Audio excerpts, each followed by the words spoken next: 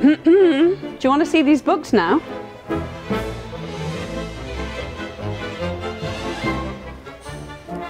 Right, are you comfortable? Okay, well, first up we have got Richard Fiedler's new one, the Golden Maze. Now, this is one that Fiedler wrote when he, between 1989 and then he went back to Prague, all about Prague, in 2018, and wrote about the history of that city, which, as you can imagine, is colossal. It's a bit of a brick, look at that. You've got that gorgeous cover. An excellent Father's Day gift. I think it's very accessible. It's a really sort of very well laid out, nice. He sort of comes between the present and the past, and the really, really rich tapestry of history that is Prague's. I have nothing else really to say about it except that you'll be hooked in. It's an absolute beauty, a wonderful gift for someone. Another one that I think is going to be a bit of an intriguing one. It's called 8 Detectives by Alex Pavesi, and this is kind of one of those Matryoshka dolls. It's a story within a story within a story. We have a guy who's written kind of Agatha Christie style murder mysteries, and he then disappears, and no one can find him. He's tracked down eventually, a long time later, by an editor who says, "I want to talk to you about those stories you wrote." And as she reads them, she finds little anomalies. What do those anomalies mean? Is there something else going on? So she thinks there's another mystery that she needs to start unraveling, or something interesting. You won't see it coming. Very convoluted, exquisite plotting. Don't know how he did that. Anyway, next one. Yeah, this is a bit of a gem. Karis Davis. It's a different type of read. The Mission House. This isn't a book to pick up if you want a really fast-moving plot. It's not a gallop. What she does, and does exceptionally well, is give you a sense of place, a sense of people, and a sense of those places where you meet someone and you might kind of miss them or not say things, or yeah, it's really extraordinary. So we have this gentleman who is living in, I've got the wrong notes here, you see I cheat all the time, I bet you can see that. We're in India, and there's this clash going on between, well, it's really the backdrop of nationalism, Hindu nationalism and imperialism. And you've got Mr. Bird, you got this padre and his adopted daughter Priscilla, who kind of take an interest in him and take care of him. And then we have got the rickshaw driver, Jamshed, and it's how all of these people interact, and each of them is carrying weighty sorrow, they're a past, and it's done deftly. It's painted delicate watercolour. She's a genius, I think. That's a good one. Another one coming up that'll have you'll stop breathing. If you liked Where the Crawdads Sing, it's this kind of great epic American narrative. So we've got 4 orphans. They've been in the Indian, what do they call it? The Lincoln Indian Training House, which is where they try to get the Indianness out of the stolen generation of Native American Indians, if you like. And in this we have got 2 young brothers who are not native, but they've been shoved in here because there's no room for them in the county orphanage. And they do something, there's a big misadventure, and they have to run for their lives. So they take with them Mosey, who's a dumb native Indian boy, and a young girl, Emmy, who's just like terrified by the whole of life and the whole thing. And we're back in the 1930s in Minnesota, and it's how these 4 kids just set off. They're fleeing, and the world opens up before them, and it is joyful. It's about love, it's about bravery, it's about trusting, learning to trust each other and trusting other people. Epic, epic, epic read. I'm not actually finished it, so I can't be not lying to you, but definitely one if you like that kind of narrative. I'm halfway through it, and I think I probably won't sleep tonight while I'm finishing that one. And a nice one up. This is a gorgeous one, The Language of Butterflies by Wendy Williams. Anything you'd want to know about butterflies, but it's fascinating. I started, and it's got that very easy to read. She's kind of anecdotal. She makes it super accessible. You go right from the science to, from Darwinism right through to what they call neuroaesthetics, sort of why our eyes like certain colours and what butterfly eyes see. So if you want to get the lowdown on butterfly eyes and vision, but she covers everything, and you don't get bogged down in heavy science. It's just accessible, though well researched. So that's another good one. I'm running ahead of myself and I've said everything I need to say, and that's one. We all love butterflies, don't we? You probably read a couple of hers. We're on number 4 in Sophie Hannah's take on Hercule Poirot. So she does follow Agatha Christie's Hercule Poirot very, very closely, but then does her own thing when it comes to plotting. Now in this one, the Killing at Kingfisher Hill, just give you another look at that. We have that sort of traditional Christie cosy crime mystery where there's an English family, big manor house.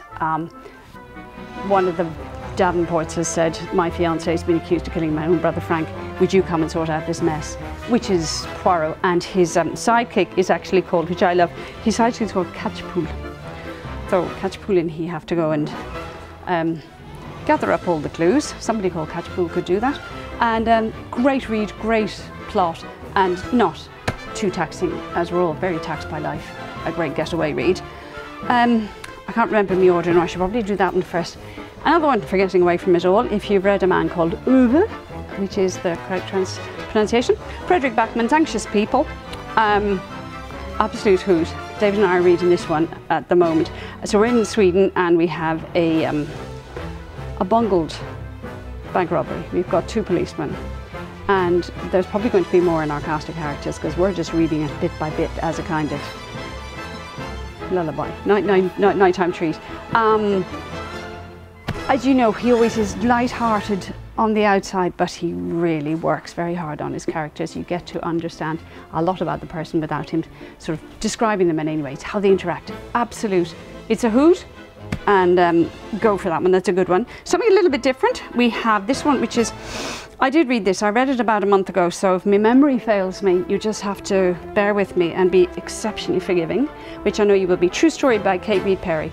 I read this and wondered what the hell, how she did it, because it's a book that does, it's about lies, it's about how we tell stories, and she tells this story in she chooses 4 genres or 4 ways of telling parts of the same story from different perspectives. So we have, the basic story is about 2 boys who are in one of these sort of, they're high schoolers, they're that age where they drink a lot, they do stupid things, and 2 of them accompany a young woman home, and did they or didn't they assault her, and does she even know? And how these she just divides the story into horror, into that kind of sassy American high school nonsense, but my goodness, I sort of finished it and said I have to read it all over again. So there's a completely different sort of read for you want to go outside genre, you want to try something new. This one is our non-fiction. It's I Catch Killers by Gary Jublin, and you may remember we had Dan Box in here talking about the Bowerville serial killers true story, and he came to the bookshop to talk about that. And the detective that worked on the Bowerville case was this Gary Jublin, who's worked on several and is now retired from the police force. It's an absolutely stunning read. It's full of the different cases that he's done, and I'm sure if I looked through my notes I could list them all for you, because you know, William Tyrrell, Terry Falconer. It's the story of being a policeman, being on the force, and how fun or not fun that actually is, and the sort of stuff he has to do. So a great Dad's Day one perhaps as well. Put this one down recently. There's an extraordinary read, The Intoxicating Mr. Lavelle. This one, well, from Neil Blackmore, this one is very much like Patricia Highsmith's The Talented Mr. Ripley. It has that very sophisticated, lush European setting. So we are in Europe in the 1700s, and these 2 brothers, Benjamin and Edgar, are to do a world tour and try and better themselves, and how that pans out for them. It's a Europe where there are 2 things that are frowned on, being a Jew and being homosexual, and this book deals in great detail about being both, and it's a romp in places. It's very, very funny. There's some very sarcastic, wicked, vicious characters in there, and it felt like a Venetian Gothic gone we're not gone wrong. Extraordinary read. Yeah, can highly recommend it. Bit of philosophizing and, you know, cleveralities going on, but it's a really good one. This one, I just can't. I can't. Basically, that means this is so good, you have to read it. Brit Bennett, The Vanishing Half. I did bring it up before and say I talk more about this one, and it's probably worth a whole video on its own. But this one about the two sisters who are from a very, this sort of in the middle of nowhere town where everybody is a light-skinned dark person, and it's essential that that point is made, because when the two sisters disappear when they're quite young, when one of them comes back, she's light-skinned, but she comes back with the daughter who's as dark as can be, and you get her story first, and then you get a second story, which is where her sister, who once passed into the white world, how she got on in that world. And Brit Bennett she doesn't depress you, she lets you have a look at this. It ends up in a very nice place in a lot of ways. Intriguing, an intriguing read, and I would highly, highly recommend that one. Slightly more, it's not a get away from it all, but it's definitely not a harrowing read. It's got some very lovely love moments and moments of identity. Super. If you haven't read Otessa Moshfegh before, she's written a few, and you want to have your brain fried, try this one. It will totally fry your brain. It's not your classic murder mystery. It starts out with one with a woman, Vesta, who's walking her dog Charlie in the woods in a place she's retired to, having lost her husband, and she comes across this note which says her name was Magda, no one will ever know who killed her, it wasn't me, here's her dead body. And it's one of those reads that takes you completely out of anything that's safe in a lot of ways. Moshfegh plays with this idea of being inside this woman's head and how she decides that she's going to work out who killed Magda, who Magda was. And it's almost as if by being inside this woman's head, we actually create these characters. It is phenomenally extraordinary. You don't want to be tired when you're reading it. Now, mind you, change is as good as rest.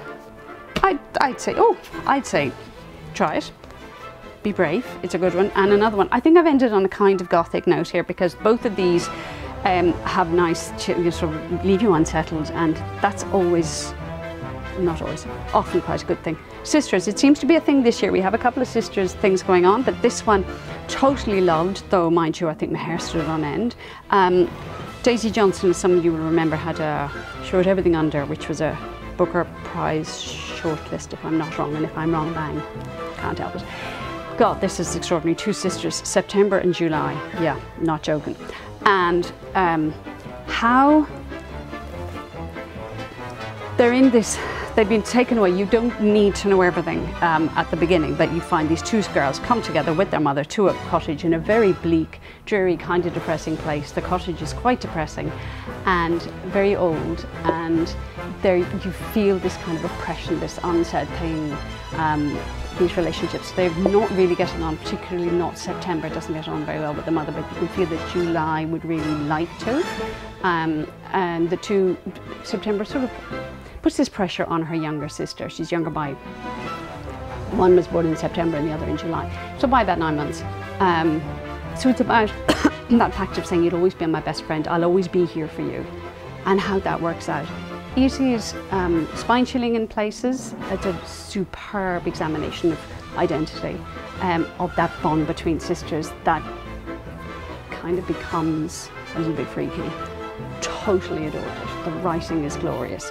So that's my list for you. That's a fairly good one. I'll have more for you the next time I feel like doing one of these, which is actually quite often, kind of getting into this.